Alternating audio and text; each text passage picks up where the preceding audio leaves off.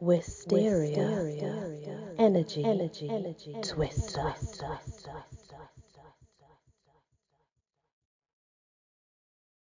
Hello everyone, welcome back to my channel and to the Encyclopedia of the Fairies.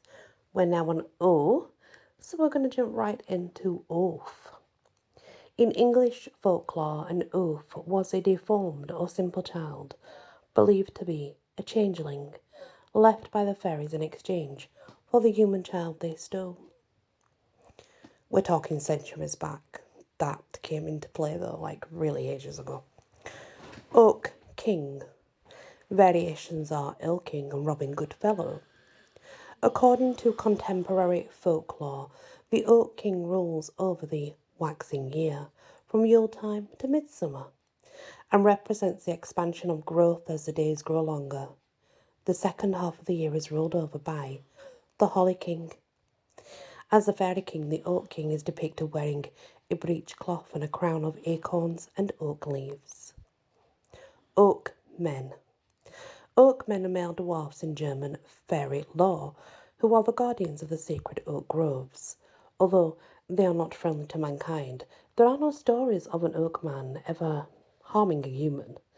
In British lore, oak men are more akin to the hamadryads of Greek lore, a type of nature spirit living within oak trees, protecting the forest and wildlife, while harassing some humans.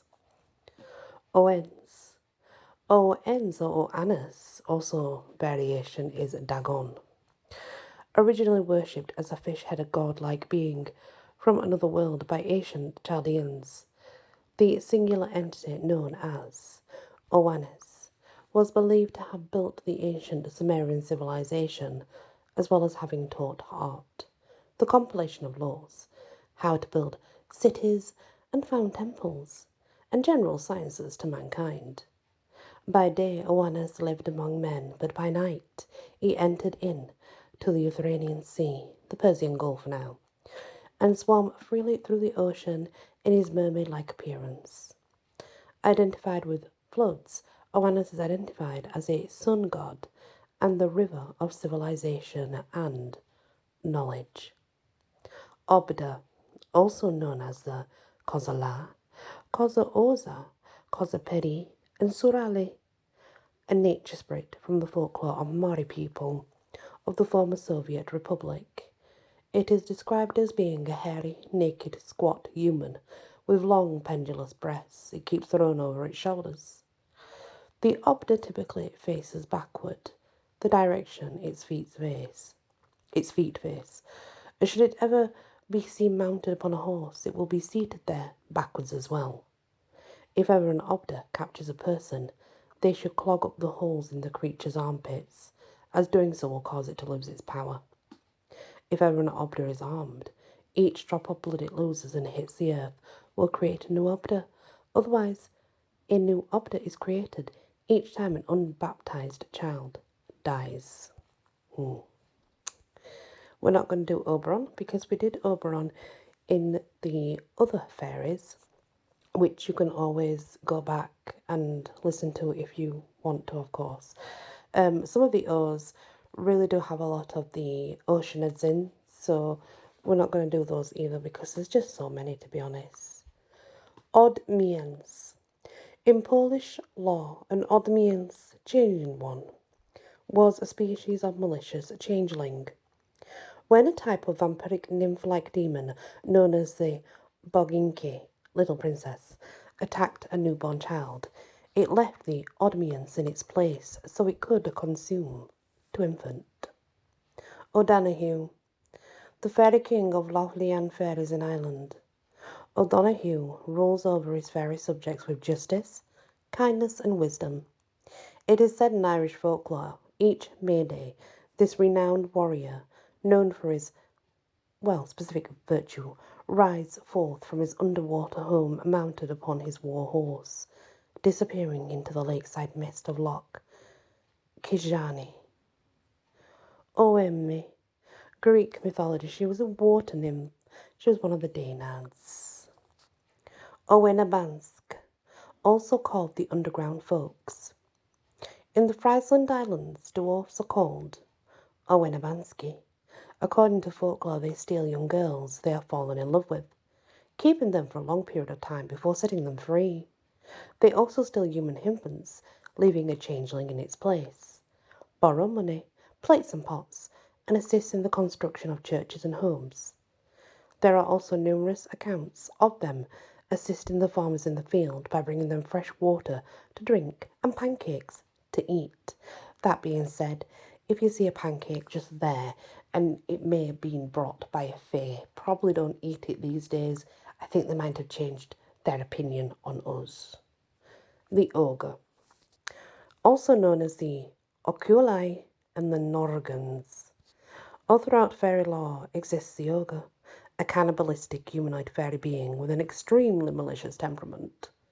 Described as being larger and more broad than a man, but not quite the size and strength of a giant. The ogre is variously defined as being hairy, carrying a club, and having an over large head. The female of the species is called an ogress. It has been suggested the word ogre originated in the pre-Christian legends of Scandinavian Vikings. The Norse term, Ogier, Lord of Death, was a title of the god Odin, whom human sacrifices were made. As the stories of Odin spread to the British Isles and were retold over the years, the god eventually evolved into a giant, living in the clouds and consumed human flesh, and the word ogre transformed into the word ogre. Some sources claim ogre was a French word, originally created by author Charles Perrault, 1628-1703.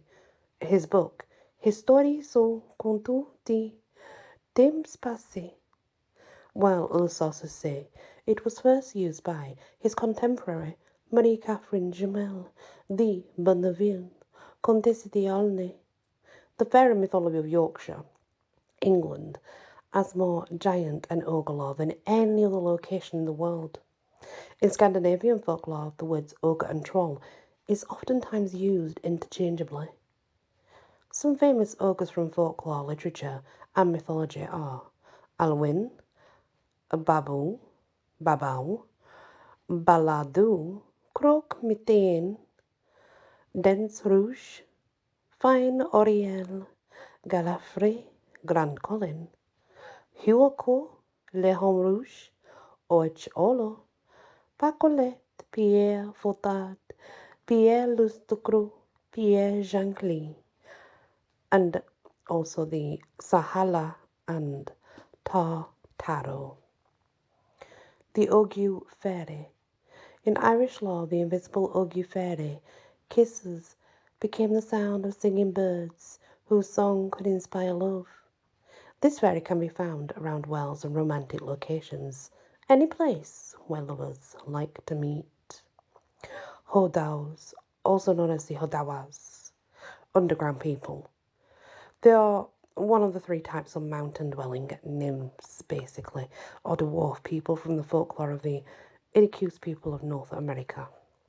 Which one they are varies depending where you actually hear the stories. Like I said, stories change all the time, especially when it comes to nymphs and such. They're never the same, you know. Old Doofus. Its other name is Devil Hound. Old Doofus was a fairy animal from the fairy lore of New Hampshire, United States of America. It was very similar to the Barghest, the Black Shuck, and the Gallic Trot.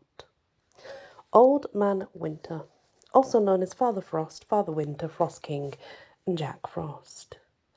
Old Man Winter, the personification of winter, was a seasonal fairy in various Asian, European, and Scandinavian mythologies. In Lap folklore, for instance, it was said, when the snow comes off the mountain, it was Old Man Winter driving his reindeer close to the earth, while in Russia, it was said to bring death to those who dared to travel in winter. Old Roger. Old Roger of British folklore is a red-faced guardian of the apple trees. It was a Celtic custom to plant a fruit-bearing tree over the grave of the recently deceased, particularly an apple tree, as the apple was the fruit of life and granted passage into the land of gods. Old Woman of the Mountains. In Welsh lore, the Old Woman of the Mountains was Gwyllion, who lived on Llanadil Mountain in Monmouthshire. Described as looking like an old, poor woman wearing ash-coloured clothes in a four-cornered hat. Her apron, she carried a milking pail, and her apron was tossed over her shoulder. This fairy was typically seen at night, or on exceptionally overcast and misty days. Following her was guaranteed way to become lost.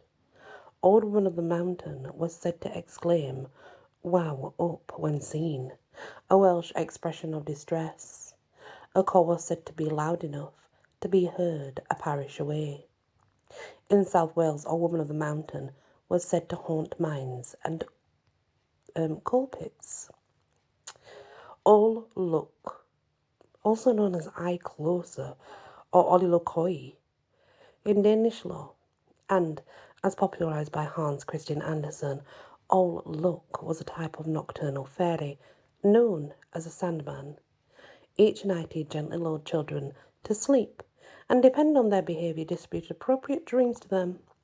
In the Andersen version of this tale, All Look reveals not only was he the Greek god of dreams, Morpheus, but his brother also was a god of death. Olsen. In Danish folklore, Olsen is an invisible household spirit who is the cause of any slight annoyance or inconvenience which happens in the home, such as a cake missing, door being found ajar, items missing or misplaced, or toys found broken. Olwen. A fairy woman from Arthurian mythology, the Sihi. Olwen, either it means golden wheel or leaving white footprints, was likely originally a goddess of the sun. She was described having streaming yellow hair, wearing many golden rings and a red gold necklace, having the power to spring forth white flowers with every step she took. Olwen's father was, and this is a very, very hard to pronounce, Yaspadadan Penkau, a giant hawthorn tree, opposed her marriage to the hero Ukulich, according to the tale. And apparently there were 13 obstacles placed before the suitor. With the help of his beloved, though, he was able to actually overcome all the obstacles and finally won consent to marry her. Weary. Similar to the hamadryads from the mythology of ancient Greece, these are species of tree spirits in the place of West Africa. Small offerings are left at trees. The Weary are known to occupy. They are especially fond of the apple tree, the assuring tree, and the silk cotton tree. Onar. Onar was a dwarf named in the Voluspa, just like many of the other dwarfs. One with the white hand. In Somerset, England, there was a malignant nature spirit who lived on the moors within the birch trees by the name of One with the White Hand. Described as looking like a gaunt and pale young maiden, she darts from tree to tree and waylays any young man she happens upon. If she touches his head, he will go insane. But if she touches his chest, he will die instantly. Orang Bunyan, also known as borrowers of the forest and voice people. The Orang Bunyan, chattering or literally men making a noise, are fairy-like race of invisible elves in Malay folklore. These fairies are said to live in caves containing stalactites capable of producing musical tones. The Orang Bunyan, just like the fairy folk of Europe, are well-known borrowers. Whenever an item has gone missing, it is said the Orang Bunyan has taken it. The Orang Bunyan are not very intelligent and are easily tricked. Typically, these nature spirits are only heard, their voices sounding exactly like a person calling out in distress from a faraway distance. Anyone who falls for this, obviously it's a trick, they find the person will be transformed into an actual Orang Bunyan themselves, so don't follow the sound because you'll become one, fading away until their voice remains only, and you can no longer see the person because they have become an Orang Bunyan. Orc. According to Pliny the Elder, an orc was a huge sea creature armed with teeth. In the Gaelic language, the word orc means a small sort of whale. Like the orcas living in pods all around the Orkney Islands, Michael Drayton, 1563 to 1631, described the orcs as being man-eating sea monsters. In John Milton's Paradise Lost, 1667, he writes of seals, orcs, and sea mews, gulls, living in the ocean. The idea of the orc as a large, barbaric, brutish, uncivilized humanoid first appeared in J.R.R. Tolkien's novel Lord of the Rings, 1954. Orculi, a species, when I can speak, guys, a species of giant, said to live in the clouds, coming to Earth only to gather food. The clumsy and malicious Orculi are cannibals. Rarely seen, they are described as being bearded males. Their touch can cause cattle to die. Adept thieves, these giants are said to smell like rotting corpses. Aurea. Aurea, in ancient Greek mythology, she was the hamadryad of the ash tree. Oread. The Oread mountain of classical Greek mythology were one of the 12 species of nymphs. So again, like I say, there's many nymphs. Oriane de la Fée, a benevolent fairy from European lore. Oriane de la Fée appears in legends and romances from the 15th century in Europe. And there's many stories out there as well. Orithua. Orithua was one of the named Nereid who accompanied Thetis in the mourning of the loss of her son. Achilles, according to ancient Greek legend. Arthiru was carried off by the northeast wind and thereafter lived with him as his wife. Ori, delirious or with love or raving, it really does vary what it actually means. But Ori is one of the many dwarfs named in the Voluspa. Oriane de la Fée, living atop Mount Etna. Oriane de la Fée was the fairy caretaker to the hero Magus. Orithia, a sea nymph meaning sandy, she was a nereid of the beach. Orithia, sea nymph, as she was a nereis of the raging seas. Orphine. Orphine was a nymph of the underworld river, meaning like the deep, deep underworld. And she was a personification of chaos, but she was also known as Nyx and Scotia. Orsa. So, Albania, the Orsa was a fairy godmother-like being, appearing in 3 different colours. White Orsas bring good luck and prosperity and do good deeds. Yellow Orsas commit acts of evil and bring bad luck.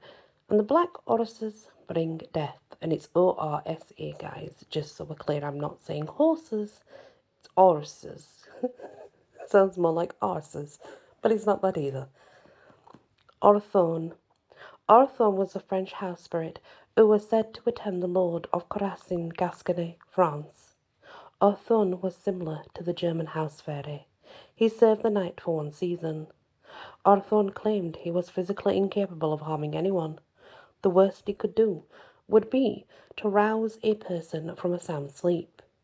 He has the ability to travel to other countries such as England and Hungary and return a few hours later with all the latest news and gossip. He appeared to the Lord as 2 pieces of straw twisting about in the wind, as well as a thin sow.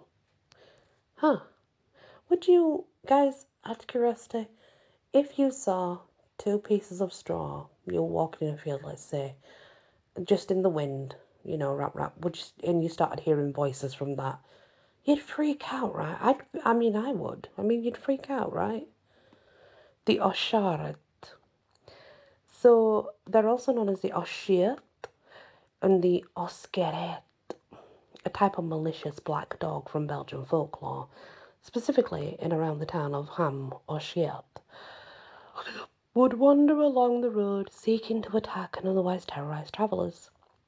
It was especially fond of singling out individuals with the uneasy conscience.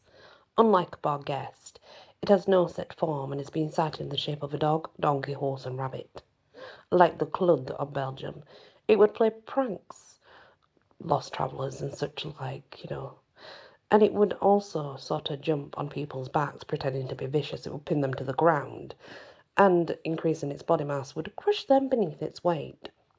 The only means by which escaping an attack would be to stand in a crossroads or present in the picture of the Virgin Mary. Dangerous indeed, right? The oaf, also known as Off and Oof, was a common name for elves, fairies, and nymphs in European folklore. Not as agile or quick-witted as the trooping fae, the Oafai were left as changelings whenever a human baby was stolen. The variant name Oaf came into us to mean a person of low intelligence. This species of fairy was written about by Joseph Rodman Drake in his poem The Culprit Fae, 1819. So even though it's from a poem, it's believed to be a true type of fae. And in my Fairies Through Time, guys, I explained what a changeling was. I don't know if I should really do it here, but if you go to that playlist of Fairies Through Time and you go to the changeling section, you will find out what a changeling child actually is and what they believe a changeling child is. Ovinnik. In Slavic folklore, an ovinnik is a fairy spirit living in the thrashing barn. It takes on the appearance of a large and dishevelled-looking black cat with burning eyes. Offerings of blini, a type of pancake, is left for it. If the ovinnik is ever angered or shown disrespect, it burns down the barn with the farmer's children inside of it. On the 1st of November, a rooster is beheaded. Its blood is sprinkled in each corner of the barn to appease the fairy. It's very customary to enter the barn on New Year's Eve and allow the fairy to touch you. If the ovnik's touch was soft or warm, the person could expect good fortune for the upcoming year. However, if the touch was harsh or cold, then misfortune and unhappiness were definitely to come. And that brings us to the end of the O's. So when we come back, obviously, we will move on to the P's. But yeah, there's a real belief in what a changeling child is. So if you really want to know what that is, then do go back to, Fairies Through Time, that's a playlist anyway. And in there I explain what a changeling child is in there. Because I know you've heard that a lot through all these fairy talks, the changeling children. But they are believed to be very real, even today. So, yeah. Please hit that like, share if you can, and if you've not yet subscribed, please consider doing so. Many blessings. Wysteria, energy, twister.